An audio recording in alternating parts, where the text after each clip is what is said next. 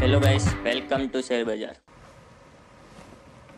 और दूसरी तिमाही में कंपनी घाटे से मुनाफे में आ गई। 915 करोड़ घाटे के मुकाबले 5600 करोड़ का मुनाफा हुआ है वेदांता को। हालांकि आय में 3.5% का दबाव रहा, मार्जिन भी 3% से ज्यादा गिरे हैं। इन्हीं नंबर पर बातचीत करने के लिए हमारे साथ हैं वेदांता ग्रुप के ईडी अरुण मिश्रा और सीएफओ अजय गोयल।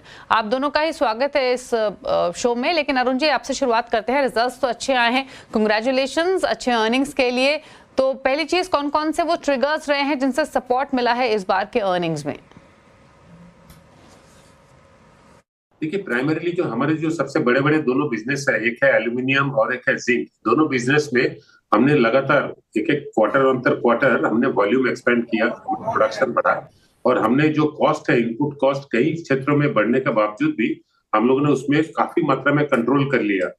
हालांकि जिंक में तो करीब लगभग 6 क्वार्टर लगातार कॉस्ट की गिरावट हमने देखा, अचीव किया है। और एल्यूमिनियम में भी अगर पिछला साल से कंपेयर करें तो थोड़ा बहुत ही पिछले साल से कॉस्ट करीब काफी कम हुआ है, $40-45 का कॉस्ट कम हुआ है। एंड इसके चलते क्या है कि हमारा जो ओवरऑल एबिटा मार्जिन है, मार्जिन में इंक्रीज हुआ है। ऑफ कोर्स एब्सोल्यूट एबिटा भी बढ़ा है। एंड सबसे अच्छी बात है कि हमारे जो प्रॉफिट आफ्टर टैक्स वो पिछले साल के मुताबिक करीब 230% बढ़ा है, जो कि एक दिखाता है कि इस समय में यहाँ इनपुट प्राइसेस बढ़ रहे हो, उस केस में इतना अच्छा रिजल्ट कर पाना अपने आप में बहुत बड़ा अचीवमेंट।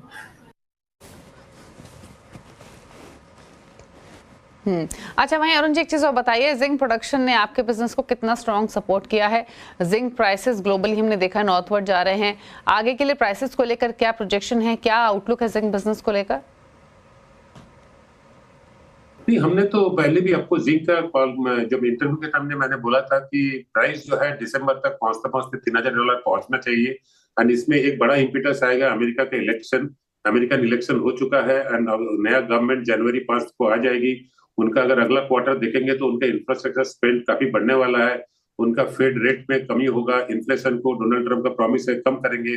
तो ओवरऑल जो उनका हो सकता है, एक्सपेक्टेड है कि उनका एक जो इंडस्ट्रियल सिनेरियो है, उनका टैक्सेशन में और कमी होगी। वो जो मार्केट उछाल आएगा, America is a largest consumer world over, जैसे इंडिया जैसा कंट्री काफी एक्सपोर्ट करता है, तो ये उछाल आने से ऑटोमेटिकली एक पॉजिटिव स्पिरिट आएगा।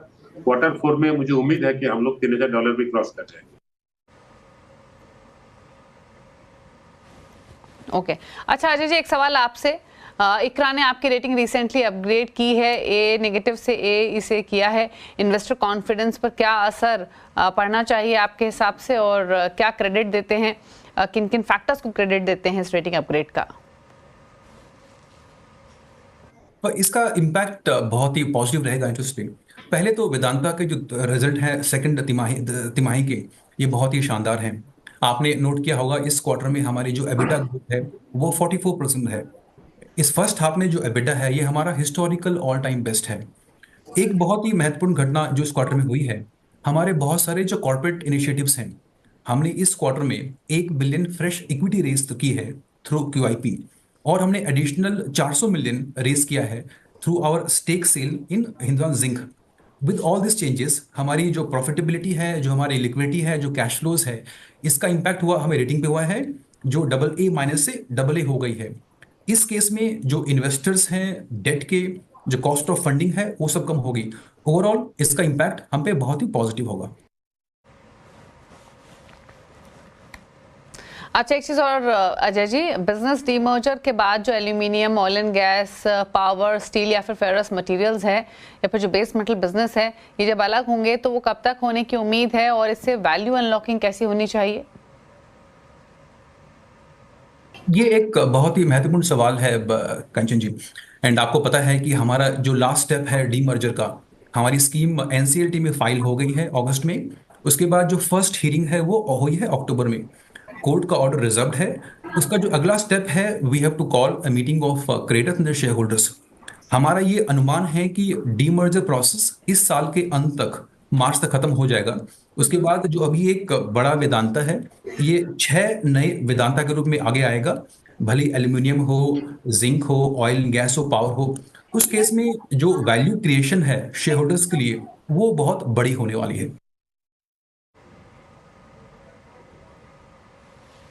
ओके, चलिए शुक्रिया आप दोनों का ही आने के लिए सीएनबीसी आवाज पर, अरुण जी और अजय जी, और अर्निंग्स पर एलैबोरेट करने के लिए। गुड लक आपको कमिंग क्वार्टर्स के लिए। ब्रिजेश से क्विक कमेंट ले लेते हैं। वेदांता के स्टॉक पर 457 पर फिलहाल ट्रेड करते हुए अर्निंग्स ऑल्दो स्ट्रांग रही हैं स्टॉक की। ब्रिजेश, एक टेक चेक वेदांता पर।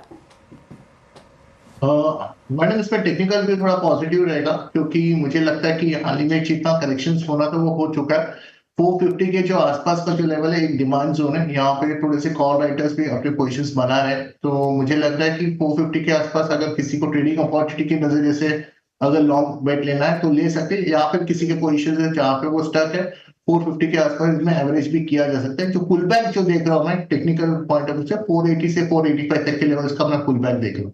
ये पी नहीं पा रही हूँ। ओके, चलिए, तो ये रह रही वेदांता पर। रुक लें इसी के साथ एक